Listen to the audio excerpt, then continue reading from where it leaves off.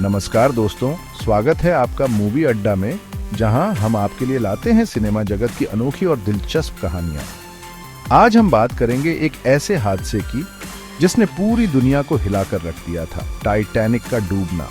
हाल ही में टाइटैनिक का मलबा दिखाने गई टाइटन पनडुब्बी के लापता होने की खबर ने एक बार फिर इस दर्दनाक घटना को सुर्खियों में ला दिया है। इस दुखद हादसे में 5 लोगों की जान चली गई, जिन्हें अब मृत घोषित कर दिया गया है। टाइटन पनडुब्बी की त्रासदी ने 111 साल पहले हुए टाइटैनिक हादसे की यादें ताज़ा कर दी हैं। आज हम इसी जहाज के बारे में, उसके वैभव के बारे में और उसकी भयावह त्रासदी के बारे में विस्तार से जानेंगे। दोस्तों, टाइटैनिक सिर्फ एक जहाज नहीं था, बल्कि उस जमाने का एक अजूबा था। यह जहाज अपने समय की तकनीकी और इंजीनियरिंग का एक अद्वितीय उदाहरण था, जिसे देखने के लिए लोग दूर दूर से आते थे। कल्पना कीजिए, एक ऐसा जहाज जिसकी लंबाई 269 मीटर यानी लगभग 3 फुटबॉल मैदानों के बराबर हो, चौड़ाई 28 मीटर और ऊंचाई 53 मीटर हो। यह जहाज इतना विशाल था कि इसे देखकर लोग दंग रह जाते थे। जी हां, टाइटैनिक उस समय का सबसे बड़ा जहाज था, जिसे बनाने में 3 साल का समय लगा था। इसे बनाने के लिए हजारों मजदूरों ने दिन रात मेहनत की थी। इस विशालकाय जहाज को बनाने का जिम्मा मिला था आयरलैंड के बेलफास्ट शहर की हारलैंड एंड वुल्फ नामक कंपनी को। यह कंपनी उस समय की सबसे प्रतिष्ठित शिप बिल्डिंग कंपनियों में से एक थी। कंपनी ने इसे बनाने में कोई कसर नहीं छोड़ दी थी। हर छोटी से छोटी बात का ध्यान रखा गया था ताकि यह जहाज सबसे बेहतरीन और सुरक्षित हो। 3 विशाल इंजन, जिनमें 600 टन कोयले की खपत होती थी, इस जहाज को गति प्रदान करते थे। ये इंजन उस समय की सबसे आधुनिक तकनीक का उपयोग करते थे। टाइटैनिक को बनाने में उस समय 15 लाख पाउंड का खर्च आया था, जो आज के समय में करोड़ों में होता।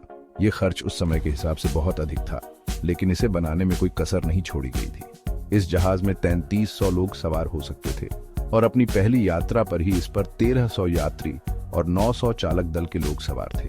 यह यात्रा न्यूयॉर्क के लिए थी, जो कभी पूरी नहीं हो पाई। टाइटैनिक सिर्फ आकार में ही बड़ा नहीं था, बल्कि विलासिता का भी शानदार नमूना था। इसके अंदरूनी हिस्से को बेहद खूबसूरती से सजाया गया था, जिसमें हर सुविधा का ध्यान रखा गया था। उस समय फर्स्ट क्लास की टिकट का दाम 30 पाउंड था, जो आज के समय में हजारों पाउंड के बराबर होता। सेकंड क्लास का 13 पाउंड था, जो उस समय के हिसाब से भी काफी महंगा था, और थर्ड क्लास का 7 पाउंड था, जो उस समय के हिसाब से भी काफी महंगा था।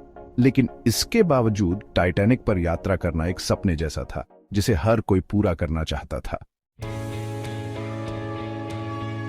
टाइटैनिक की कहानी किसी फिल्मी कहानी से कम नहीं है।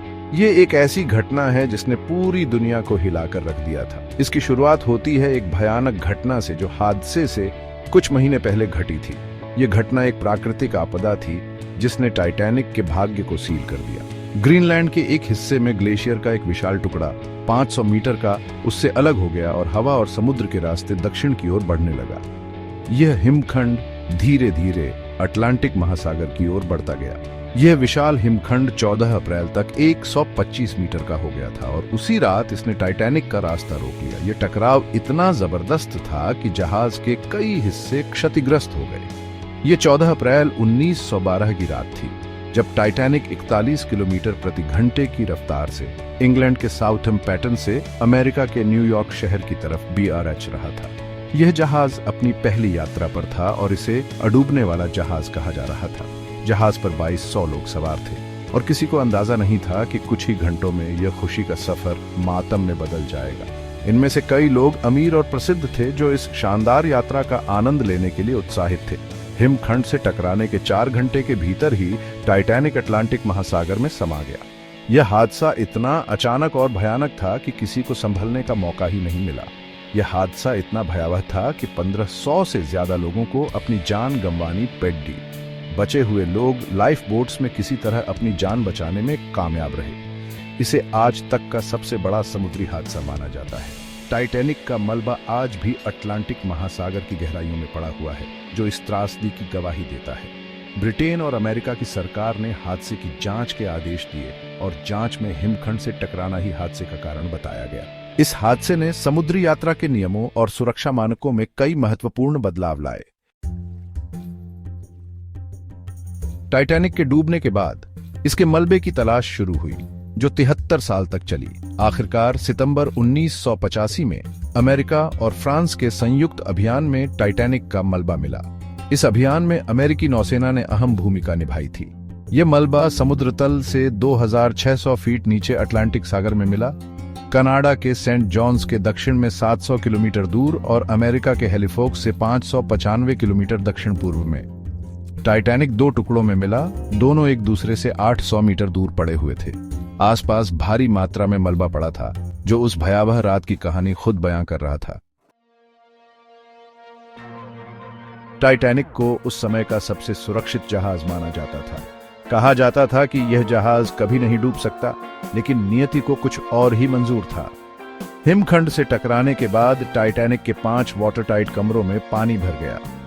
ये कमरे जहाज को डूबने से बचाने के लिए बनाए गए थे, लेकिन हिमखंड से टक्कर इतनी जबरदस्त थी कि ये कमरे भी नाकाम साबित हुए। ऐसा भी कहा जाता है कि टाइटैनिक को बनाने में इस्तेमाल किया गया स्टील उस समय उतना मजबूत नहीं था जितना होना चाहिए था।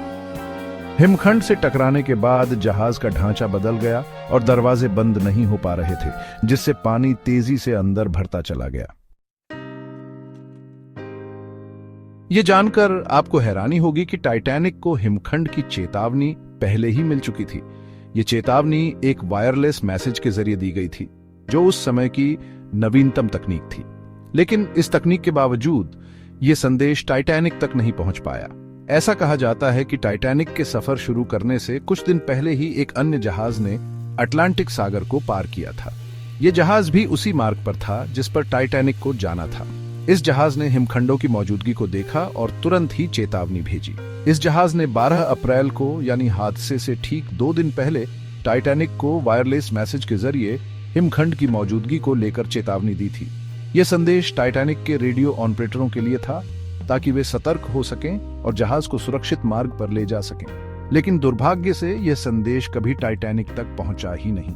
यह एक बड़ी विफलता थी, जो उस समय की संचार प्रणाली की सीमाओं को दर्शाती है। अगर यह संदेश समय पर पहुंच जाता तो शायद टाइटैनिक का हादसा टल सकता था। हैरानी की बात यह है कि चेतावनी देने वाला यह जहाज खुद भी 6 साल बाद 1918 में पहले विश्व युद्ध के दौरान समुद्र में डूब गया। यह एक और दुखद घटना थी जो समुद्री यात्रा की खतरनाक प्रकृति को उजागर करती है। टाइटैनिक बनाने वाली कंपनी व्हाइट स्टार के प्रबंध निदेशक जे ब्रूस भी हादसे वाले जहाज पर सवार थे।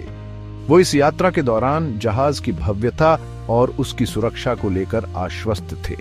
वो जहाज से निकली आखिरी लाइफ बोट में मौजूद लोगों में से एक थे। उनकी किस्मत अच्छी थी कि वे बच गए, लेकिन इस हादसे ने उनकी जिंदगी को हमेशा के लिए बदल दिया। उन्होंने बाद में अमेरिकी सीनेट से कहा था कि हिमखंड से टकराने के दौरान वो सो रहे थे। यह एक चौंकाने वाली बात थी, क्योंकि जहाज के इतने बड़े हादसे के दौरान भी कुछ लोग सो रहे थे। उन्हें कैप्टन ने बताया कि जहाज डूब रहा है। यह सुनकर वे तुरंत ही जाग गए और अपनी जान बचाने के लिए प्रयास करने लगे। इसके अलावा जहाज के हिमखंड के टकराने के तुरंत बाद ही उसमें मौजूद टेलीग्राफर्स ने खतरे वाले सिग्नल भेजने शुरू कर दिए थे।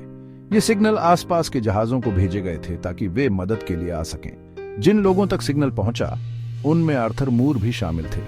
आर्थर एक रेडियो ऑपरेटर थे जो उस समय साउथ वेल्स में थे। आर्थर उस समय 4800 किलोमीटर दूर साउथ वेल्स में अपने घर पर बैठे थे। उन्होंने अपने घर के रेडियो स्टेशन पर यह सिग्नल पकड़े और तुरंत ही इसे गंभीरता से लिया। उन्होंने घर के रेडियो स्टेशन पर यह सिग्नल पकड़े।